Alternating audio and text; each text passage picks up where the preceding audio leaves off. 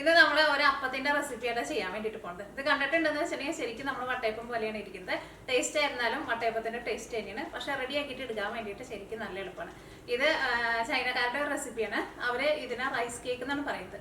സാധാരണ നമ്മൾ വട്ടയപ്പൊക്കെ ഉണ്ടാക്കുമ്പോൾ അതിലേക്ക് തേങ്ങയും കൂടി ചേർത്തിട്ടുള്ള വട്ടയപ്പം റെഡി ആക്കിയിട്ട് എടുക്കുന്നത്. പക്ഷെ ഇതിലേക്ക് തേങ്ങയൊന്നും ചേർക്കേണ്ട ആവശ്യമൊന്നുമില്ല. തേങ്ങയൊന്നും ചേർക്കാണ്ട് തന്നെ നല്ല സോഫ്റ്റ് ആയിട്ട് നല്ല ടേസ്റ്റി ആയിട്ടുള്ള അപ്പം നമുക്ക് റെഡി ആക്കിയിട്ട് എടുക്കാൻ വേണ്ടിയിട്ട് പറ്റും.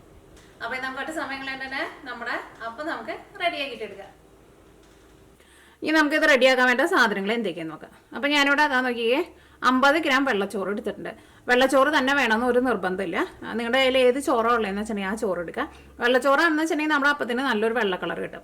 ഇപ്പോൾ കുത്തരിയുടെ ചോറാണെങ്കിലും കുഴപ്പമില്ല, ചെറുതായിട്ട് അപ്പത്തിൻ്റെ കളറൊന്നും മാറുമെന്ന് മാത്രം, ടേസ്റ്റിനൊന്നും ഒരു വ്യത്യാസം ഉണ്ടാവില്ല കേട്ടോ. അപ്പോൾ 50 ഗ്രാം ചോറ് എടുത്തിട്ടുണ്ട്. ഇതെല്ലാം ഞാൻ നിങ്ങളെ തന്നെ ടേബിൾ സ്പൂണിലും കൂടിയിട്ട് അളവ് കാണിക്കാം കേട്ടോ. പിന്നെ വേണ്ടത് 150 ഗ്രാം അരിപ്പൊടിയാണ്. അരിപ്പൊടി എടുക്കുമ്പോൾ നമ്മൾ സാധാരണ ഇടിയപ്പം ഉണ്ടാക്കണത്, അല്ലെങ്കിൽ പത്തരി ഉണ്ടാക്കുന്നത്, അല്ലെങ്കിൽ പുട്ടുണ്ടാക്കണത്, അങ്ങനെ ഏത് ടൈപ്പ് അരിപ്പൊടി ആയിരുന്നാലും കുഴപ്പമില്ല. വറുത്ത അരിപ്പൊടി ആയിരുന്നാലും കുഴപ്പമില്ല, വറുക്കാത്ത അരിപ്പൊടി ആയിരുന്നാലും കുഴപ്പമില്ല. ഈ നിങ്ങൾ എടുത്ത് ചോദിക്കേണ്ട കേട്ടോ. ചിലർ ചോദിക്കാറുണ്ട് വറുത്ത അരിപ്പൊടി കുഴപ്പമുണ്ടോ, വറുക്കാത്ത കുഴപ്പമുണ്ടോ. ഏത് ടൈപ്പ് അരിപ്പൊടി ആയിരുന്നാലും കുഴപ്പമില്ല. പിന്നെ മധുരത്തിന് വേണ്ടിയിട്ട് പഞ്ചസാര, ഈസ്റ്റ്, ഇൻസ്റ്റൻറ്റ് ഈസ്റ്റ് ഉണ്ടല്ലോ, നമ്മൾ സാധാരണ അപ്പമൊക്കെ ഉണ്ടാക്കണ ഈസ്റ്റ്. പിന്നെ 250 ml മെഷറിംഗ് കപ്പിൽ 1.5 കപ്പ് ഇളം ചൂടുള്ള വെള്ളം. നല്ല ചൂടുള്ള വെള്ളം ചേർക്കരുത്, പ്രത്യേകം ശ്രദ്ധിക്കുക. നല്ല ചൂടുള്ള വെള്ളത്തിൽ ഈസ്റ്റ് ഇട്ടിട്ടുണ്ടെന്ന് വെച്ചിട്ടുണ്ടെങ്കിൽ ഈസ്റ്റ് വർക്ക് ചെയ്യില്ല. അപ്പോൾ ഇത്രയ്ക്ക് സാധനങ്ങൾ മാത്രമേ നമുക്കിത് റെഡിയാക്കാൻ വേണ്ടിയിട്ട് ആവശ്യമുള്ളൂ. പിന്നെ ഒരു 2 നുള്ളു ഉപ്പും വേണം. ഫസ്റ്റ് എന്ത് ചെയ്യണമെന്ന് വെച്ചിട്ടുണ്ടെങ്കിൽ നമ്മുടെ ഈ ചോറുണ്ടല്ലോ, ആ ചോറ് ഞാൻ ടേബിൾ സ്പൂണിൽ കാണിക്കാം. ഞാൻ നോക്കിയേ, ഇതേപോലെ ഇങ്ങനെ ടേബിൾ സ്പൂണിൽ നിറച്ചെടുക്കണ്ട്. 1 ടേബിൾ സ്പൂൺ, 2, 3, 4, 5, ഒരു 5.5 ടേബിൾ സ്പൂൺ ചോറ് എടുത്തിട്ടുണ്ട്. ഒരു 5.5 ടേബിൾ സ്പൂൺ തുടങ്ങിയിട്ട് ഒരു 6 ടേബിൾ സ്പൂൺ വരെ ചോറ് ചേർക്കാം. ഇനി ഇതിലേക്ക് നമ്മൾ 1.5 കപ്പ് വെള്ളം നമുക്ക് ഫുള്ളായിട്ട് വേണം. അപ്പോൾ ഫസ്റ്റ് ആ വെള്ളം നിങ്ങൾ ഫുള്ളായിട്ട് എടുത്ത് വെച്ചോ.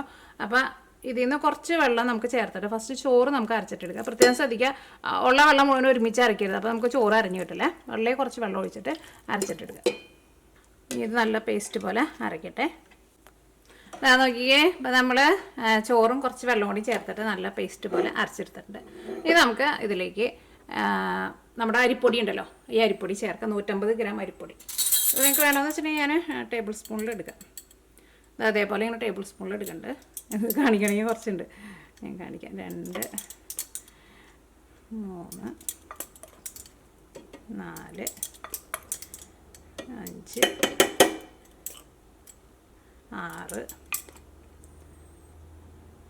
7, 8, ഇതുപോലെ ഇങ്ങനെ ലെവൽ ചെയ്തിട്ടിട്ട് എടുക്കുന്നത്. 9, ജസ്റ്റ് എടുത്തിട്ട് ഒന്ന് ഷേക്ക് ചെയ്യുക, അപ്പോൾ കറക്റ്റായിട്ട് വരും. 10, 11, 12, 13, 14, 15. നിങ്ങൾക്ക് ആർക്കെങ്കിലും എണ്ണ അറിയാത്തവരുണ്ടെങ്കിൽ എണ്ണ പഠിച്ചോട്ടെ. 15, 16, 17, 18, ഓക്കെ. 19 ടേബിൾ സ്പൂൺ അരിപ്പൊടി കേട്ടോ. 150 ഗ്രാം അരിപ്പൊടി. ഇനി നമുക്ക് ഇതിലേക്ക് പഞ്ചസാര ചേർക്കാം. പഞ്ചസാര ഞാനിവിടെ 50 ഗ്രാം പഞ്ചസാരയാണ് ചേർക്കുന്നത്. 50 ഗ്രാം പഞ്ചസാര എന്ന് വെച്ചിട്ടുണ്ടെങ്കിൽ 5 ടേബിൾ സ്പൂൺ പഞ്ചസാര. പഞ്ചസാര ഒട്ടും കൂടുതൽ ചേർക്കരുത്. കൂടുതൽ ചേർത്തിട്ടുണ്ടെന്ന് വെച്ചിട്ടുണ്ടെങ്കിൽ നമ്മുടെ ബാറ്റർ കുറച്ചും കൂടി ഇങ്ങനെ വെള്ളം പോലെ ഇരിക്കും. അപ്പോൾ നമ്മുടെ അപ്പം നമ്മൾ വിചാരിക്കുന്ന പോലെ അത്രയ്ക്ക് സോഫ്റ്റ് ആയിട്ട് വരില്ല. പഞ്ചസാര കുറച്ച്, ഇനി നിങ്ങൾക്കിപ്പോൾ അധികം മധുരം വേണ്ടാന്ന് വെച്ചിട്ടുണ്ടെങ്കിൽ 3 ടേബിൾ സ്പൂൺ തുടങ്ങിയിട്ട് ഒരു 5 ടേബിൾ സ്പൂൺ വരെ ചേർക്കാം. പക്ഷേ 5 ടേബിൾ സ്പൂണിൽ കൂടുതൽ പഞ്ചസാര ചേർക്കണ്ട. ഇതിലേക്ക് നമ്മുടെ ബാക്കി വെള്ളം ഉണ്ടല്ലോ, ആ വെള്ളവും കൂടിയിട്ട് ചേർത്തിട്ട് എല്ലാം കൂടിയിട്ട് ഒന്ന് കറക്കിയിട്ടെടുക്കുക. അത് കഴിഞ്ഞിട്ട് നമുക്ക് ഈസ്റ്റ് ചേർക്കാം.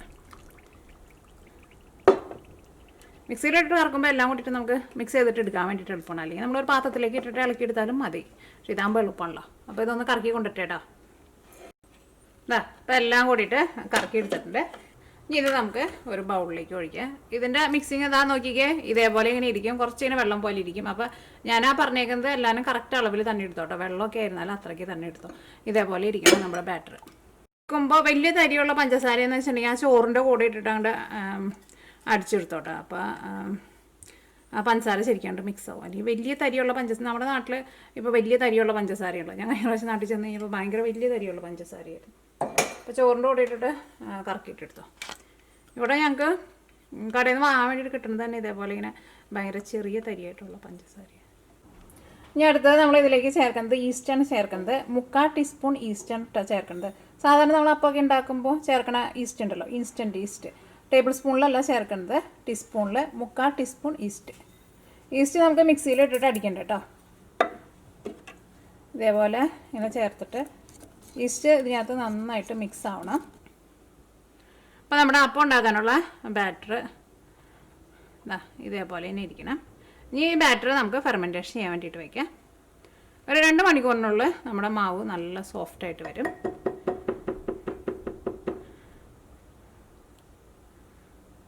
ഈസ്റ്റ് അങ്ങനെ മുകളിലിങ്ങനെ തെളിഞ്ഞ പോലെ നിൽക്കണമെന്ന് വെച്ചിട്ടുണ്ടെങ്കിൽ ഒന്നുകൂടി ഒന്ന് ഇളക്കി കൊടുത്തോട്ടത്. അതിങ്ങനെ ഈസ്റ്റ് ഇങ്ങനെ ചെറുതായിട്ട് ഇങ്ങനെ പൊന്തി നിൽക്കുന്നുണ്ട്. അപ്പോൾ നോക്കിക്കേ, നമ്മുടെ മാവ് നല്ല സോഫ്റ്റായിട്ട് നന്നായിട്ട് പൊന്തി വന്നിട്ടുണ്ട്. അപ്പോൾ ഈ മാവ് ഇതേപോലെ വരാൻ വേണ്ടിയിട്ട് 4 മണിക്കൂറായിട്ട് എടുത്തത്. അത് ചിലപ്പോൾ നമ്മൾ വെക്കുന്ന റൂം ടെമ്പറേച്ചർ അനുസരിച്ചിട്ട് വ്യത്യാസം ഉണ്ടാവും. അപ്പോൾ ഇതേപോലെ നല്ല ആയിട്ട് വന്നിട്ട് വേണം നിങ്ങൾ ഇത് വെച്ചിട്ട് അപ്പം ഉണ്ടാക്കാൻ വേണ്ടിയിട്ട്. നന്നായിട്ട് പതഞ്ഞ് നല്ല സോഫ്റ്റായിട്ട് വന്നിട്ടുണ്ട്. ഇനി ഇത് നമുക്ക് ആവിയിൽ വേവിക്കാൻ വേണ്ടിയിട്ട് വയ്ക്കാം. അതിന് വേണ്ടിയിട്ട് ഒരു പാത്രത്തിലേക്ക് ഒഴിക്കാം. അത് നിങ്ങൾക്ക് ഇഷ്ടമുള്ള പാത്രം എടുക്കാം കേട്ടോ. സാധാരണ സ്റ്റീലിൻ്റെ പ്ലേറ്റിൽ ഒഴിച്ചാലും മതി. ഇത് ഞാനിപ്പോൾ ഇവിടെ കേക്ക് ബേക്ക് ചെയ്യുന്ന ഒരു പാത്രം ഉണ്ട്, അതിനകത്താണ് ഒഴിക്കുന്നത്. ഇങ്ങനത്തെ പാത്രം തന്നെ വേണമെന്നൊരു നിർബന്ധമില്ല.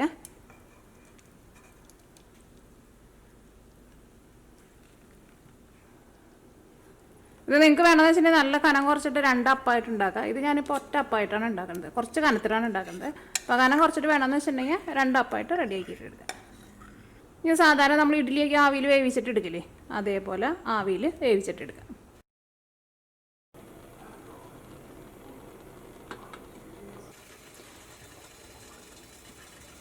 നോക്കിക്കേ, ഇപ്പോൾ നമ്മുടെ അപ്പം നല്ല സോഫ്റ്റായിട്ട് വന്നിട്ടുണ്ട്. അപ്പോൾ ഈ അപ്പം വേവിച്ചിട്ട് എടുക്കാൻ വേണ്ടിയിട്ട് ഞാനിവിടെ 1/2 മണിക്കൂറായിട്ട് എടുത്തത്. അപ്പോൾ ഇത് ഞാനിപ്പോൾ കുറച്ച് തിക്കായിട്ടുള്ള അപ്പമായിട്ടാണ് ഉണ്ടാക്കിയത്. നിങ്ങൾക്ക് വേണമെന്ന് വെച്ചിട്ടുണ്ടെങ്കിൽ ഈ മാവ് വെച്ചിട്ട് 2 അപ്പമായിട്ട്, കുറച്ച് കനം കുറഞ്ഞ അപ്പമായിട്ട് അങ്ങനെ വേണമെന്ന് വെച്ചിട്ടുണ്ടെങ്കിൽ അങ്ങനെയും റെഡിയാക്കിയിട്ട് എടുക്കാം.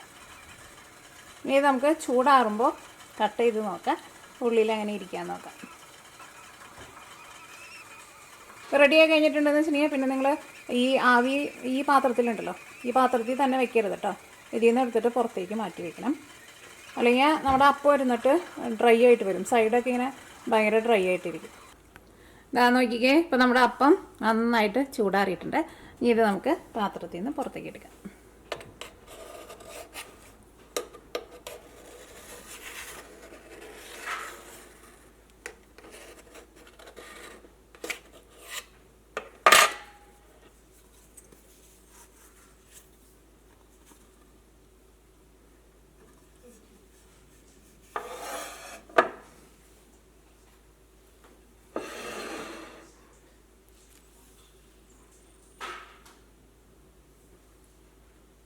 നല്ല സോഫ്റ്റായിട്ടാണ് ഇരിക്കുന്നത് അപ്പം. അപ്പോൾ ഇനി അപ്പം നമുക്കൊന്ന് കട്ട് ചെയ്ത് നോക്കാം, ഉള്ളിൽ അങ്ങനെ ഇരിക്കാൻ നോക്കാം.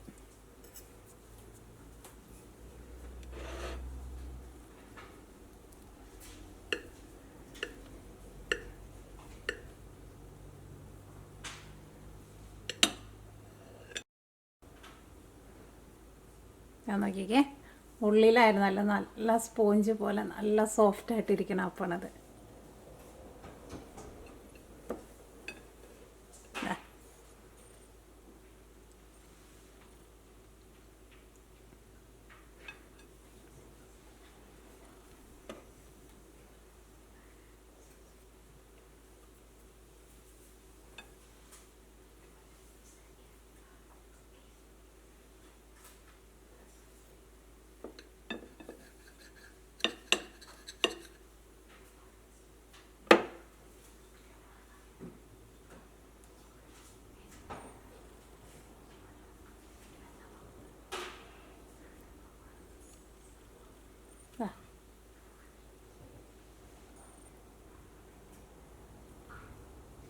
അപ്പോൾ നിങ്ങളെല്ലാവരും ട്രൈ ചെയ്ത് നോക്കാം. ട്രൈ ചെയ്ത് നോക്കിയിട്ട് ഫീഡ്ബാക്ക് പറയാൻ വേണ്ടിയിട്ട് മറക്കരുത് കേട്ടോ.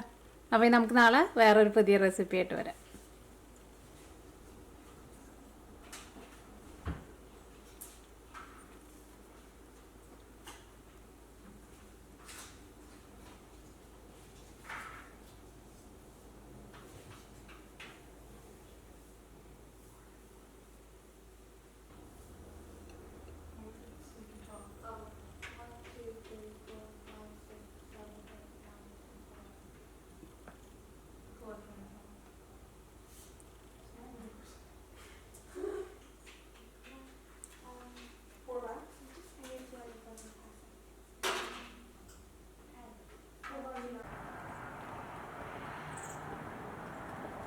ആ മരത്തുമ്മ ഒരു തരം കായ ഉണ്ടായിട്ടുണ്ട്. അത് കഴിക്കാൻ വേണ്ടിയിട്ടാണ് കിളികളവിടെ ആ മരത്തുമ്മ നിറച്ചും കിളികളുണ്ട് കേട്ടോ.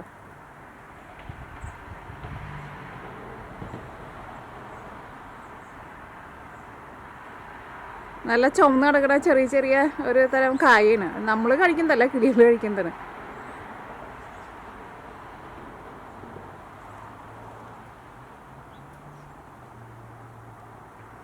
അതുമ്പോൾ കുറേ കിളികൾ വരുന്നുണ്ട്.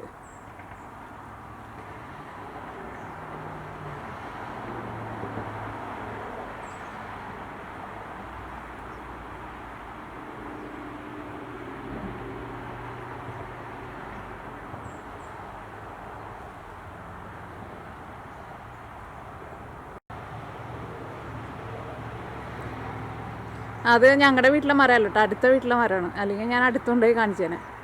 എന്ത് കായെന്ന് എനിക്ക് മനസ്സിലാവുള്ളൂ. എന്തോ അത് നിറച്ചിങ്ങനെ പഴുത്തിട്ട് ഇങ്ങനെ ചെറിയ ചെറിയ കായ പോലെ നല്ല ചുമന്ന് കിടക്കുന്നുണ്ട്. കുറേ കിളികളൊക്കെ വന്ന് പറന്ന് പോകുന്നുണ്ട്. അതെനിക്കാണ് കിളികൾ കഴിക്കുന്നത് തന്നെയാന്ന് തോന്നുന്നു. നല്ല ഭംഗിയുണ്ട് കിടക്കുന്നത് കാണാൻ വേണ്ടിയിട്ട് പഴുത്ത്.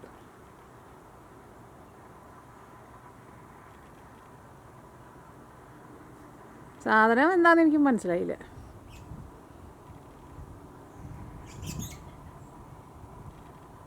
എന്തായാലും കിളികൾക്ക് എന്തായിരുന്നാലും നല്ല ഇഷ്ടമായിട്ടുണ്ട്. തണുപ്പാലത്ത് അവർക്കൊരു ഭക്ഷണമായി.